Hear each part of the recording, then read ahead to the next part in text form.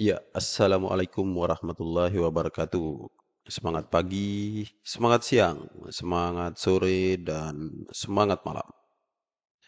Sahabat-sahabat pendidik, Bapak Ibu guru dimanapun berada, lewat kesempatan kali ini, masih pada topik pembahasan pengolahan kinerja guru di platform Merdeka Mengajar tahun 2024.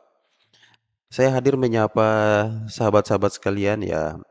Kali ini kita akan membahas tentang bagaimana cara melihat hasil observasi kelas yang dilakukan oleh kepala sekolah, sekaligus bagaimana cara membuat persiapan pengisian rencana tindak lanjut.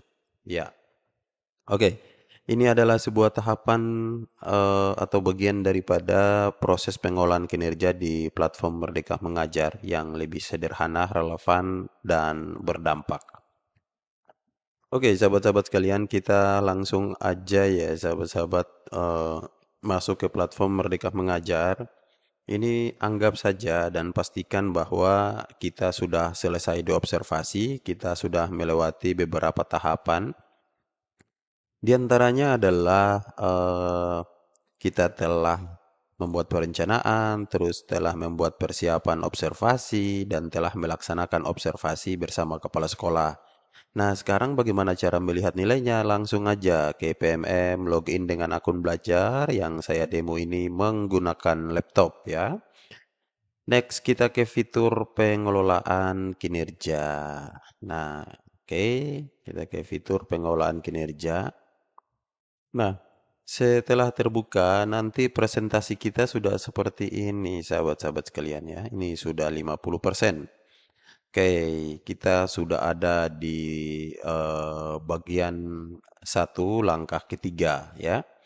Nah, sekarang sambil teman-teman juga mengumpulkan pengembangan kompetensi yang sebagaimana telah direncanakan, ya yang sudah ada sudah boleh diupload. Ya, sambil ini teman-teman bisa lanjutkan praktik kinerja pembelajarannya.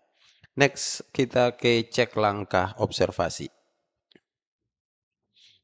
Nah, ini ya, kita sudah berada di, sorry, kita sudah berada di tahapan ketiga ya. Masih di bagian pertama yaitu pelaksanaan observasi.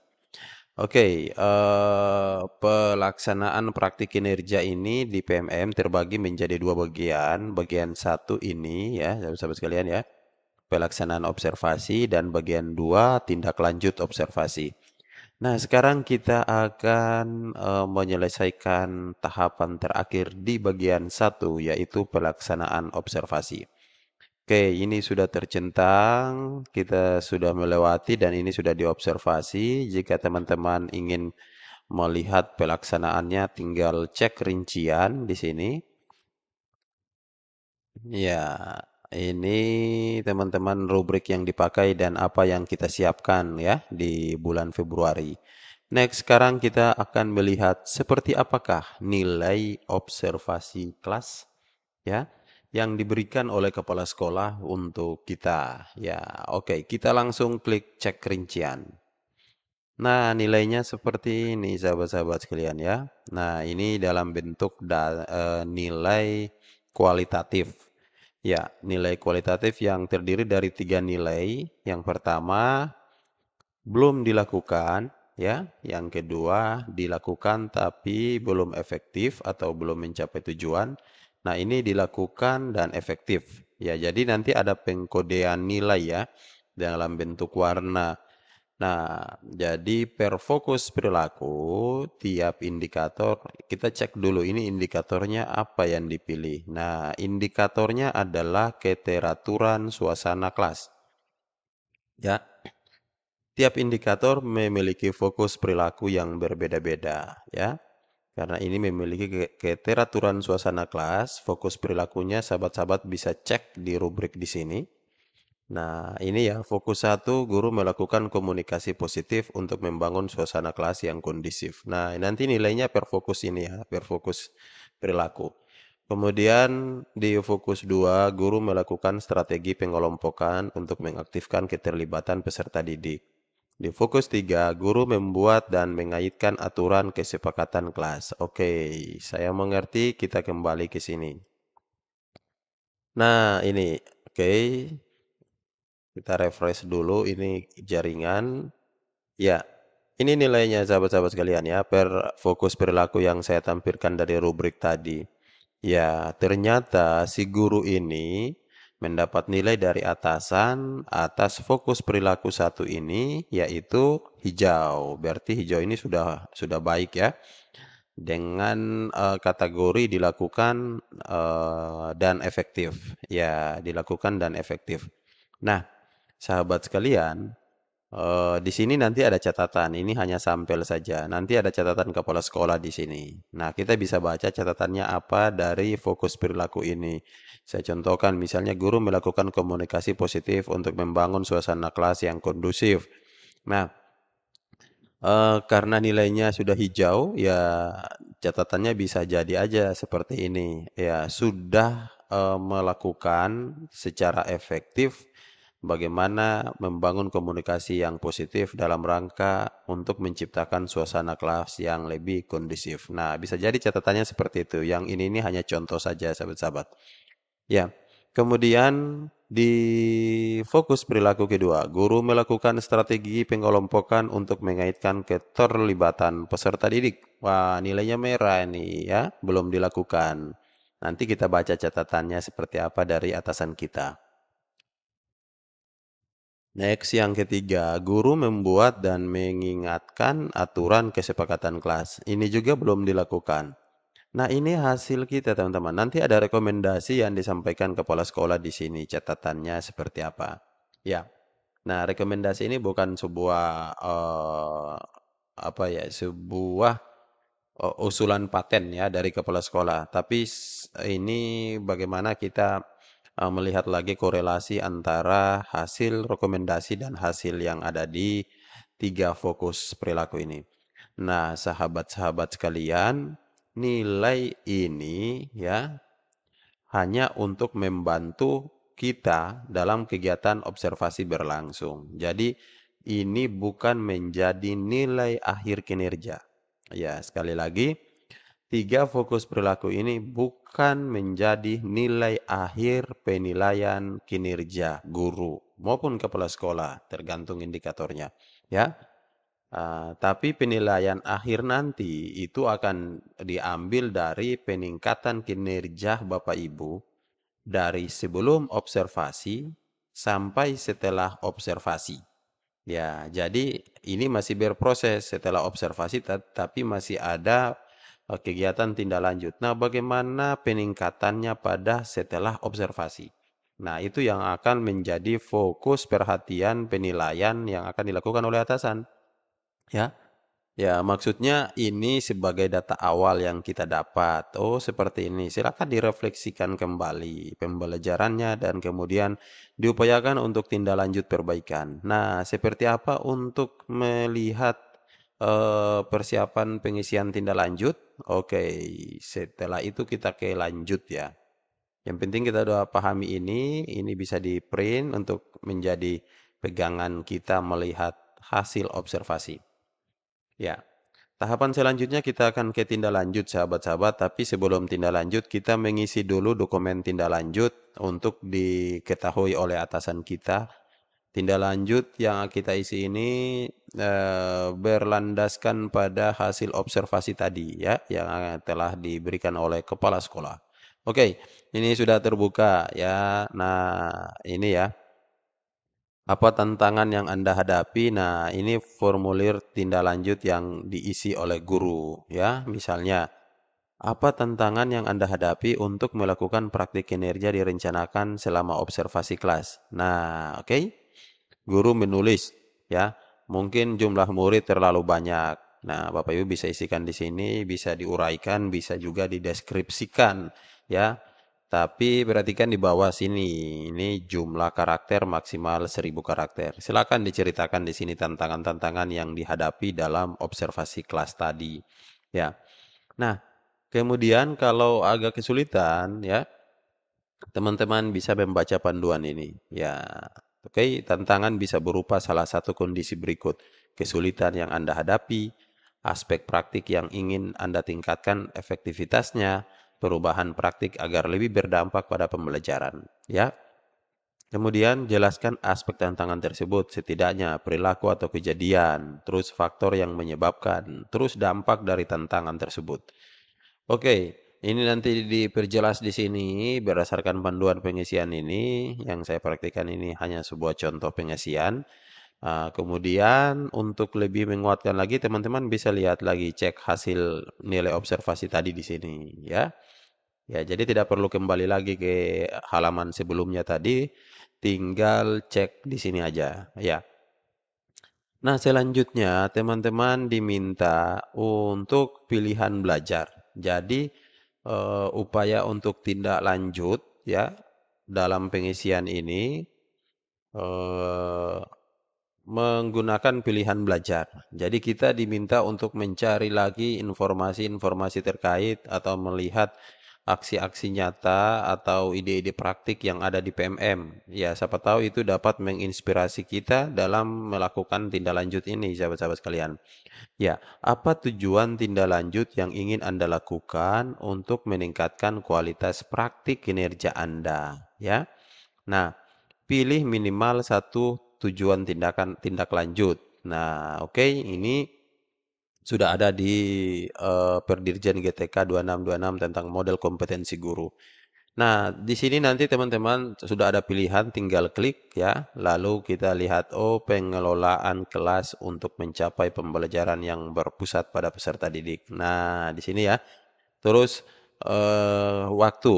Oke, kapan Anda akan mempelajari pilihan belajar dari PMM? Karena ini pilihan belajar dari PMM, ketika kita pelajari modul, Bapak Ibu akan dibawa ke modul. Ya, akan diberikan konten-konten menarik dalam bentuk video, dalam bentuk PDF, dalam bentuk infografis. Ya, nanti bisa dipilih di sana karena ini menyangkut tentang topik yang kita pilih tadi ya. Karena topiknya tentang keteraturan suasana kelas dari indikator ini. Nah, salah satunya mungkin guru perlu memahami bagaimana persiapan pembelajaran diferensiasi. Ya, untuk mencari tahu persiapan ini ya cukup ada di PMM. Klik pelajari modul, Bapak Ibu akan dibawa ke topik tersebut. Nah, kita contoh ya, ketika ini diklik, nah, kita akan dibawa ke topik pelatihan mandiri. Oke, sambil menunggu ini karena jaringan agak sedikit lolet, ya, sambil menunggu terbuka, kita lanjut dulu di sini. Nah, dari pilihan ini, kemudian kita tetapkan periode tindak lanjut ini berapa lama ya periodenya. Misalnya ini ditetapkan Maret sampai April. Nah, jadi selama Maret sampai April, saya eh, melakukan belajar ya, melakukan pilihan belajar atau mengimplementasikan pilihan belajar yang sudah saya isi ini, yaitu tentang pengolahan kelas untuk mencapai pembelajaran yang berpusat pada peserta didik. Jadi di PMM itu sudah sangat banyak, teman-teman tidak hanya ke topik pelatihan mandiri saja untuk dapatkan informasi-informasi seperti ini. Teman-teman bisa lihat aksi nyata yang sudah dilakukan oleh guru-guru lain sebagai bahan inspirasi buat kita atau di ide praktik juga sudah tersedia di sana bisa menjadi referensi tambahan untuk teman-teman melakukan tindak lanjut dari hasil observasi yang diberikan oleh kepala sekolah. Nah, coba kita cek. Nah, ini jadi ketika kita mengklik pelajari modul, teman-teman dibawa ke sini. Oh, gini. Nah, silakan dipelajari. Oh, ini ada lampiran modifikasi modul ajar sesuai prinsip pembelajaran terdiferensiasi. Nah, ini sudah lengkap. Ini ada dokumen, ini ada video, ya. Kemudian ada video-video juga dan ini lampiran modifikasi sesuai prinsip pembelajaran diferensiasi 2. Nah, ini sangat lengkap sekali teman-teman. Ya, apakah ini saya harus melakukan pelatihan mandiri? Ya, disarankan seperti itu. Tapi lebih fokus bagaimana memahami isi kontennya. Ya, oke. Kalau seperti ini berarti ketahuan. Oh, ini belum tercentang semua. Kerjakan post juga belum. Berarti si guru ini belum melakukan pelatihan mandiri pada topik ini ya. Nah, ini. Itu artinya bahwa ke sini bukan fokus utamanya adalah menyelesaikan topik pelatihan mandiri sampai menerbitkan sertifikat. Ya, bukan itu saja, tapi bagaimana kita bisa memahami isi konten. Bapak Ibu bisa cari baca secara detail karena ini baru memahami tentang modul 1 ya. Nah, ini misalnya modul berapa nih? Nah, ini modul persiapan pembelajaran terdiferensiasi. Nah, Bapak Ibu bisa secara detail baca juga modul-modul lanjutan ya dari modul ini karena dalam satu topik pelatihan mandiri di PMM bisa jadi terdiri dari 1, 2, 3, 4, 5 modul ya tergantung yang sudah disediakan. Ya, saya sarankan seperti itu. Jadi jangan fokus ke satu modul saja, walaupun hanya ditawarkan satu modul nih. Teman-teman bisa cari modul-modul terkait dalam topik ini sebagai penguatan. Oke, next kita kembali. Selanjutnya, apa dukungan yang Anda butuhkan? Jadi ini sudah terisi ya, teman-teman ya. Jadi saya hanya menjelaskan yang sudah terisi dan cara pengisiannya sebagaimana yang tampil ini.